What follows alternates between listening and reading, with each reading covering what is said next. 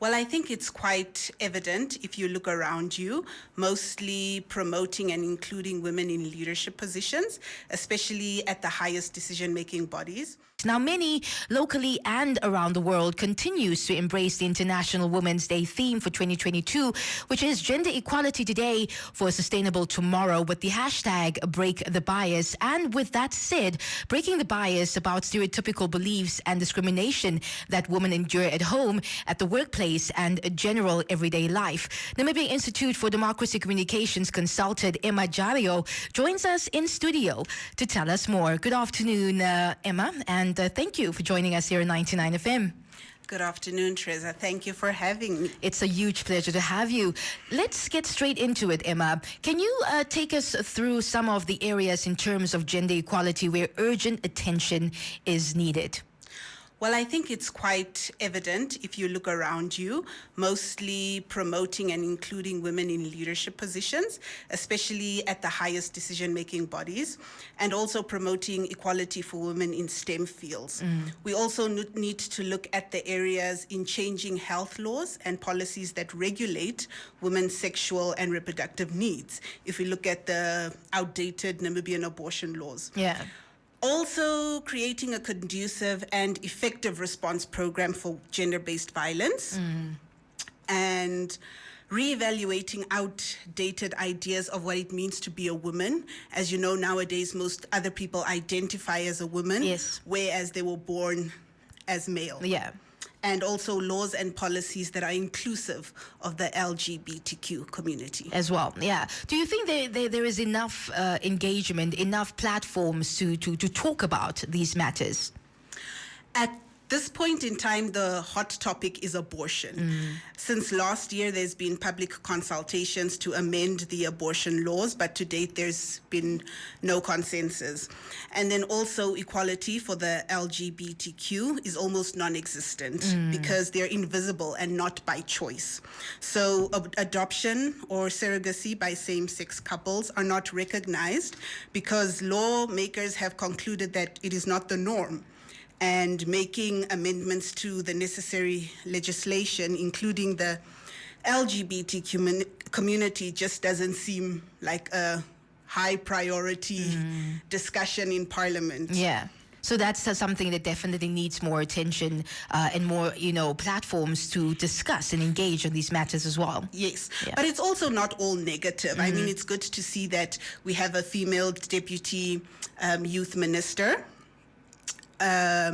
Our honourable ministers in Parliament, members of Parliament, Patience and Utaru. We've got Desiree Matthews. We've got Dr. Anisha Peters from the University of Namibia, who's also the chairwoman for the 4th Industrial Revolution Task Team, and our very own NID Executive Director, Ms. Naita Ishona. So we've got quite a few female representatives. Yeah, I love that. Would you say, Emma, that Namibia is on the right track when it comes to the Sustainable Development Goal 5, which is, of course, about gender equality? Do you think we are on the right track in regards to that Sustainable Development Goal?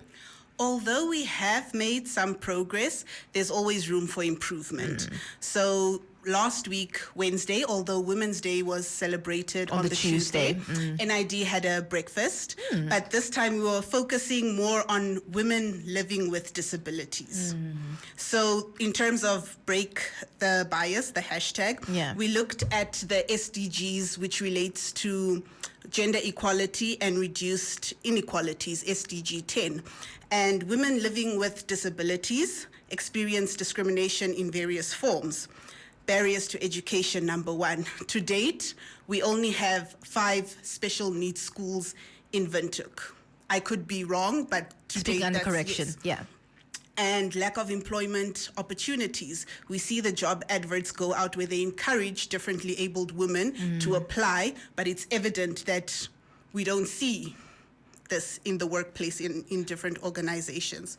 And then also women who are differently abled are more likely to face abuse sexually, emotionally, financially.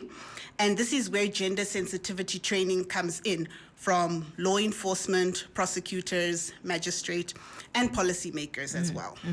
Emma, before we let you go, what are your hopes for the future, especially for females, women, the girl child in Namibia? What are your hopes for the future?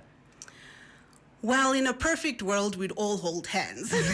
Yeah. But my hopes for the future is that equality for women is not seen as female privilege, but rather equality alongside men. My hope is that women can be respected for their differences whilst being a team of equals. So it's not about overpowering men or making men into women or vice versa, but rather finding that common ground, mutual respect, and not viewing a specific gender superior or inferior to one another. That's beautiful. Emma, thank you so much for coming to share with us. An absolute pleasure to have you in the studio. Thank you so much. Thank you so much, Treza. It's a pleasure. That's, of course, Emma Jario, in-studio communications consultant at the Namibia Institute for Democracy. If you missed out on this interview, guess where you can listen to it again? Yes, you guessed correctly, on the 99 FM app. It's available on the App Store and, of course, the Play Store.